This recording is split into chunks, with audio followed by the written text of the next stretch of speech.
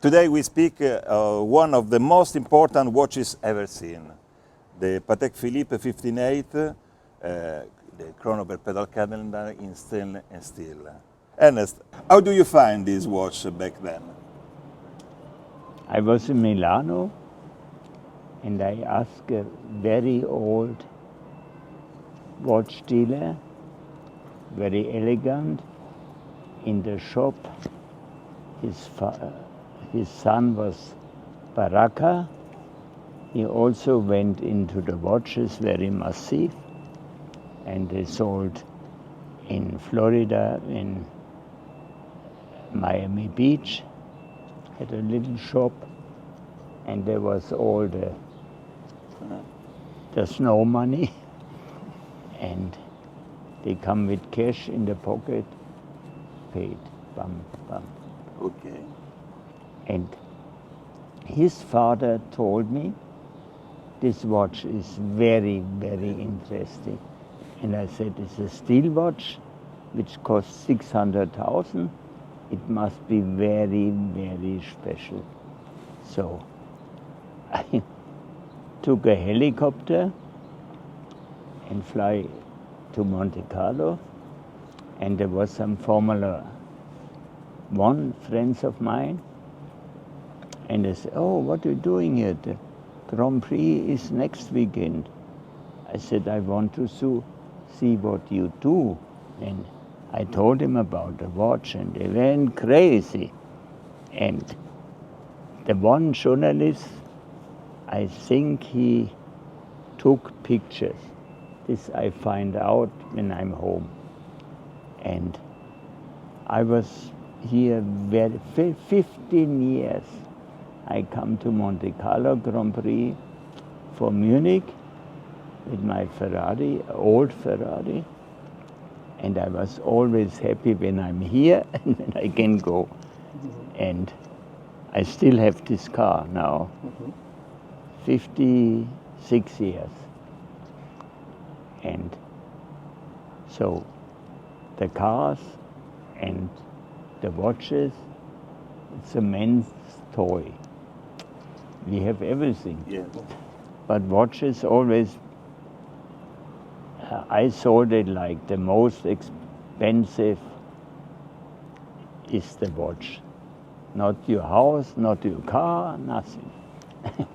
They were smiling. And when I told my bank in Liechtenstein to send the money to these guys, they said, are you sure? I said, I'm 100% sure. I want a watch and I know why. So I kept the watch for 3-4 years, and then I ran into this American artist, Keith Haring. Because you dress the watch during your life with no problem? No, not at all. I only don't know if I changed into a leather strip. Ah, okay. You get it like this? Yes. Or with leather? Yes, both. So it was a normal watch, and I will polish it. This watch in my big family made furore. And why? And I said, I don't tell my family how much this watch was. And when I said it's steel, then they said, oh, steel is not so expensive. I said, yeah. And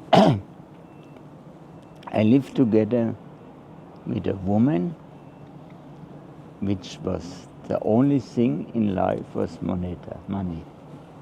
So one day she come,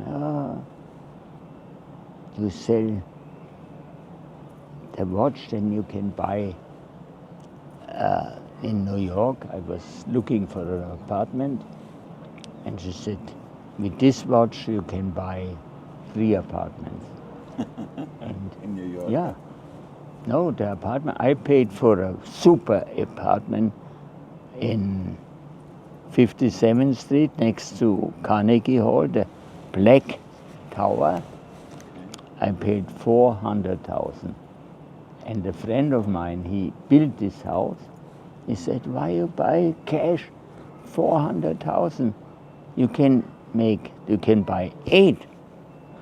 Every apartment 50,000. And you can sell it and sell it and sell it. I didn't know.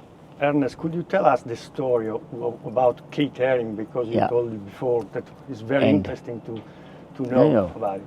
I met a lot of the New York artists.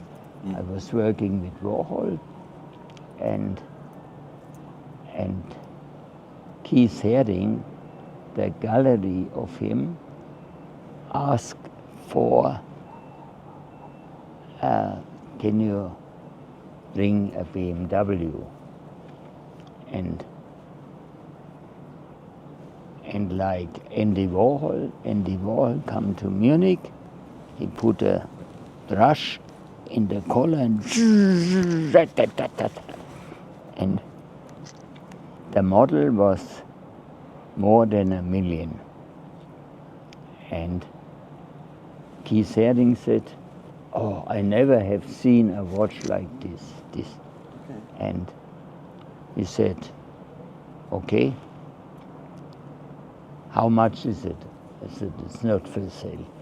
Then he gave it to me and said, okay, I make your drawing on the back for free. Then I said, what means for free? When you use it under here, it came off. Came off. Unfortunately, it came off. Yeah. Why did you decide to sell it in Antiquorum in 1995?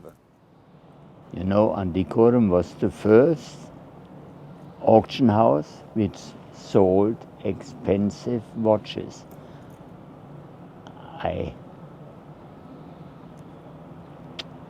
I show you what I bought. And my friend, the big Ferrari collector in Gstaad, he said, I want everything which is expensive. He thinks all the time, expensive is the best. Okay. And it fits to his Ferrari collection. And so I said to him, I don't sell it. This is my best watch.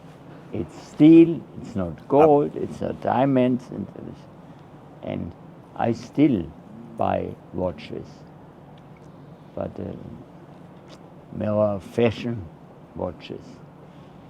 I have a woman, she likes every crazy watch in the world. And do you ever regret letting it go? Do you ever regret to sell it? Now?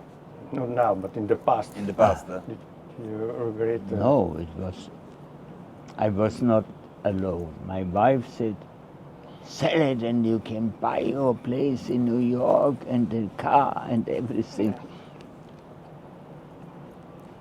Luca? Yes. And what made you fall in love with this watch? I think He's that a connoisseur. yes, you know, I think he's the Santo Graal of the watch. And I've known 15 years ago I bought this watch because I've known from a dealer that one big collector was intentionally was to sell it, and then we made a deal, and then it's sold. So of course it's the most important watch I think in the world. My curiosity, in your life, how many persons asked you to sell the watch to them? Yes, a lot, but you know,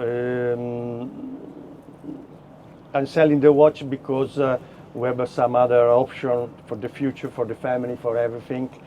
But I'm very happy also to share this object for another person, and I'm sure Davide will take care about it. That I'm sure that the person we will get this watch for the future will be the right person, because I've taken care about this watch for 15 years, so I enjoy him. And But sometimes you dress the watch some very few times I dress the watch in very special occasion. in very of course, special yes. occasion.